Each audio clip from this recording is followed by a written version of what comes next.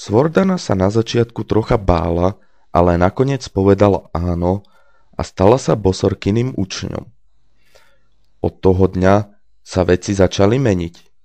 Bosorka Bugerka naučila Svordanu všemožné spely, bugy, heky, no proste všetky lamerské finty a taktiky. Takto čas plynul, Svordana sa každým dňom učila viac a viac bugov a hekov a medzi tým všetkým prišla na kráľovstvo vojna.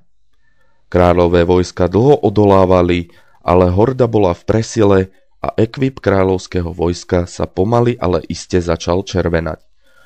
V tom generál vojsk prišiel za kráľom a vraví: Kráľ môj, všetky veci v celom kráľovstve sú rozbité na sračku. Naše vojsko ustupuje a nahí horďaci si robia práve teraz na nádvorí ožran party. Tak použite piky za honory, skríkol kráľ. To nejde, kráľ môj. Všetky honory sa nám cez noc záhadne resetli, hovorí generál. Kráľ sa chytil za hlavu, sadol si na trón, ale keďže mal depku, vydal zo seba len 4 písmená OMFG. Správy o vojne sa za ten čas dostali do uší aj Svordane, ktorá medzi tým už bola na leveli 70 a práve bugovala talenty. V tom náhle na 100% metle priletela udýchaná Haxana a kričí: Rýchlo, ty lama, všetko to tu spiroblastuj! A pokračovala: Mne to začalo ako si lagovať a prišli tu blbečkovia z Blizzardu, tak ja prcham na iný server, čus! A puf, a bola preč.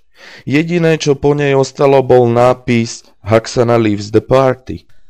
Svordana nevedela, kam ísť, ale ťahalo ju to domov. Tak zapla speedhack a flyhack a frrrr, už jej nebolo. Kráľovské mesto, okupované hordou, medzi tým zmenilo názov na Undead Wind. Zrazu, z ničoho nič, začali hordiaci padať s bolesťou k zemi a mestom zatriasol rev.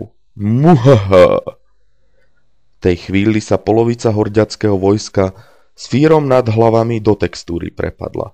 Druidi sa radšej na hovna premenili a tí, ktorí fír zrezistovali, tí radšej použili Hearthstone. Všetci z kráľovstva boli najprv prekvapení, keď videli Svordanu prísta v T6 sete pre Warriora. Ale údiv sa neskôr zmenil na radosť. Najradšej zo všetkých bol samozrejme kráľ, ktorý sa tak tešil, že dostal až error a viac už sa nepripojil. Svordana naučila celé kráľovstvo bugovať a hekovať a samotní obyvatelia si ju zvolili za svoju kráľovnu. A tak si všetci spokojne žili a bugovali a pokiaľ neumreli alebo nedostali IP ban, tak tam bugujú dodnes. A na bráne zazvonil hacknutý zvonec a našej bugnutej rozprávke je koniec.